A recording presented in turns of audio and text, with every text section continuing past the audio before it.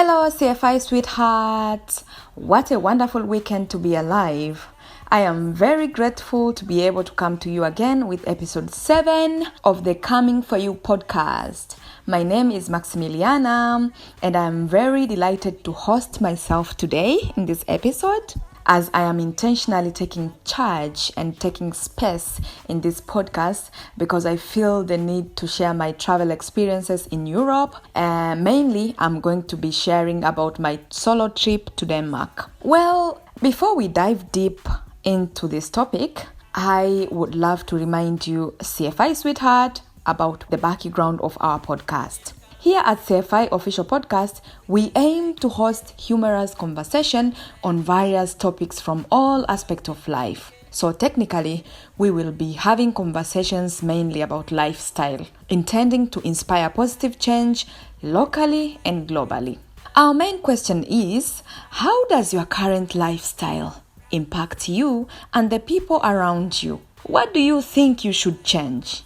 And what inspires you to change? If you are wondering why we focus on change, why not? We focus on change because change is inevitable. Everything we do in life is meant to change one thing or another in our life, the community in which we live, or the world at large. So, at CFI Official Podcast, we don't want to be left behind.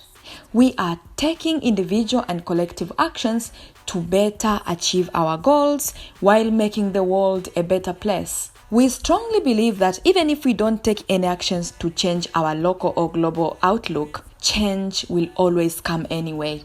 Now, I said I will discuss my solo trip to Copenhagen, Denmark, but also I feel like it will be fair to share that Denmark was not my first country to visit in Europe. I visited Paris, France, Malaga, Spain, and the United Kingdom. Well, the UK is made up of England, where I visited London, Scotland, I managed to visit Edinburgh, and Northern Ireland, where I managed to visit Belfast, and also Wales, which I still need to get a chance to visit, but I would love to visit Cardiff, capital of Wales. In all honesty, these few sightseeing trips were not easy to make, especially for us who are coming from Africa. There are so many things involved, such as securing a visa and other expenses like booking a flight, booking hotels, which is different from people who are coming from the European Union or residing in the Schengen area. For them, it's very easy to make these trips because they don't need visas, just a hotel and flight. But anyhow, those trips were worth making. And by the way, I plan to invite my friends in the coming month so that we can talk about the trips we made together. Shout out to my best friend Mgambi for making the Paris trip enjoyable. And also, shout out to my friend Irene who made the Malaga trip memorable. We should surely sit down to share our experiences about these trips. Okay, so back to my solo trip to Copenhagen, Denmark. I remember I traveled there at the beginning of this year. I think it was in March. And I'm telling you, it was such a great experience because I had an opportunity to be hosted by the lovely people of the unique city of Copenhagen in the middle of the Scandinavian countries. My highlight for the trip is that I got an opportunity to tour the city of Copenhagen, and I remember it was a nice experience seeing all the architectural structures in the city. Those who visited Tivoli Garden in Copenhagen will agree with me that that garden is worth a visit, as it is considered the world's second oldest amusement park. There are so many activities that can be undertaken by both adults and children. I witnessed fun ridings and exciting entertainment programs for both kids and adults. Also, I tried one of the delicious food in the park. Another highlight was the Copenhagen National Museum, where I learned about Denmark's history and its society from the ice until the modern age. The Copenhagen National Museum is Denmark's largest museum of culture history. I learned about the new Viking exhibition and how they conquered, plundered, and traded. And also I found that museum very accommodating, to be honest, and it was very convenient because there is also an area for children. The toilets are very clean and a very cozy and charming restaurant there. So if you are hungry or you are tired, you can just take a chill there. I took the metro on my way to see the sculpture of the Little Mermaid. And by the way, the metros in Copenhagen were very new. So it was very nice to see such an infrastructure in place. Like, it was so neat and so reliable. It was very easy for me to move from one place to another, for a very short period of time. I remember I sat down on those metros thinking in my head and really wished home had such a massive transport infrastructure as well. But anyway,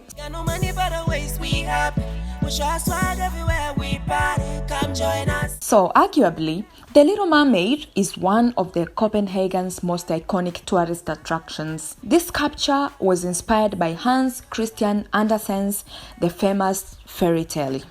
So I guess those who read the book would enjoy seeing the sculpture more. Last but not the least on my highlight was the biking culture among the Copenhageners. I was very amazed to learn that cycling is a massive part of Danish culture. People who don't know how to cycle are encouraged to learn as soon as they arrive in the city. But ask me whether I learned. Do I even know how to cycle?